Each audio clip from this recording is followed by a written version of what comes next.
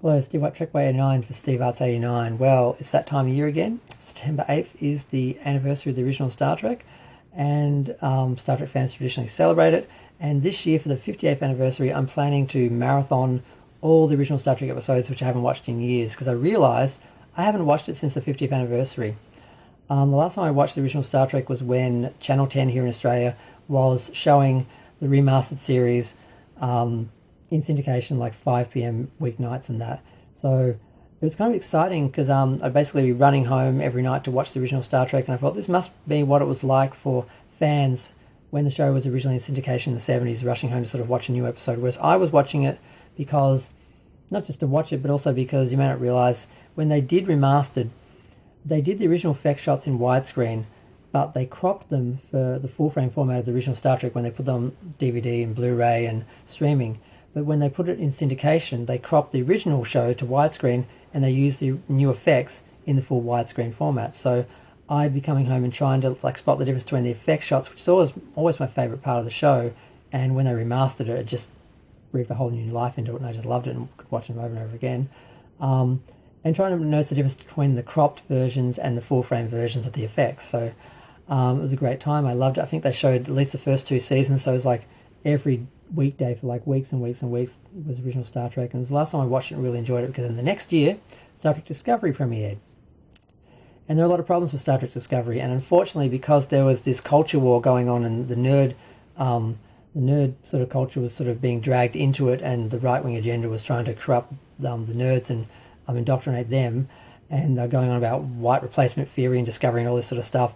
Anyone who criticised the show at all, even for real genuine reasons, like real Star Trek fans with real concerns, you were lumped in with those people and vilified and attacked, and this really toxic relationship developed between Paramount and CBS and Star Trek fans and New Trek fans, and it just became really ugly. And I started my channel to protest Discovery and to do basically criticisms and reviews, and I just was hate watching the show for years and years and years, and it turned me off. I had no energy to watch the original Star Trek or any of the other Star Treks, because to watch them for pleasure, I didn't have the energy, because dealing with New Trek was sucking the life out of me, and I wasn't enjoying it anymore. And I just realised I haven't watched the original Star Trek really for like 7 years, and I haven't really watched any of the other Star Treks. I watched Picard's season 3, but I couldn't watch that on my TV. I only watched that on my computer because Paramount Plus wasn't working properly.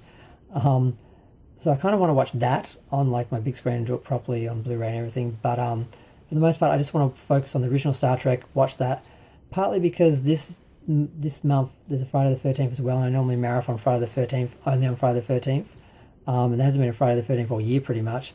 So I guess what I do is I watch the original Star Trek, maybe the animated series, maybe some of the movies, have a bit of a break, do a Friday the 13th marathon for like the weekend, and then come back on Monday. I guess I'll start watching the Next Generation, and then Deep Space Nine, Voyager, Enterprise, and all that stuff, because I really want to revisit and reconnect with the original Star Trek, because just criticising the new Star Trek and dealing with the hate from the fans and being told by Paramount, look, we don't want you. We don't want people that know Star Trek. We want the general audience, which is bigger than you, who doesn't know Star Trek, who won't find any mistakes, won't correct us, won't criticise us. We'll just eat the corporate product and say nothing. There's more of them. We want them, not you. And we don't care about you and your money that you've been giving us for like decades and generations and supporting the show. And it's really ugly and horrible. And all that is now like attached to Star Trek, and I need to try and separate that and just reconnect with the original Star Trek and why I loved it and enjoy it. But another thing that's happening, which is kind of interesting, to try and encourage people to watch the older Star Treks, Paramount, because they don't have the money this year to do a big Star Trek event to promote it, because they're cutting back because the show wasn't really making them any money now, the new shows. They're releasing all the original shows and the new shows, all the premieres for all of them, onto their various platforms like Paramount Plus and Amazon and YouTube for free, to encourage fans to watch it and reconnect with the new shows, or maybe see the old shows if they haven't seen them in years, or if they've never seen them because they're only New Trek fans. And it's a good idea, but they're excluding Prodigy, because Prodigy is now owned temporarily by Netflix. They've licensed it, so Paramount views it as another company's property, so they don't want to promote another company's product.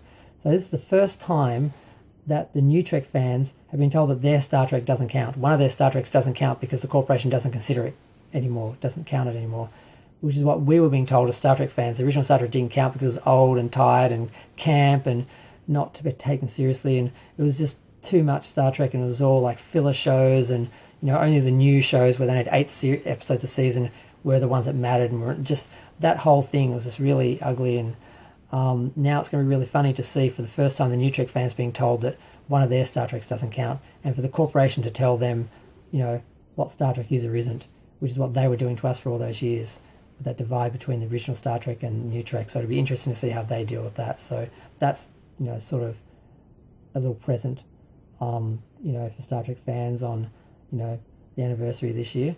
But I'm going to go. Feel free to share, like, comment, subscribe. Let me know what you think, and wish me luck trying to reconnect with the original Star Trek and getting through all the episodes and all the series in the near future.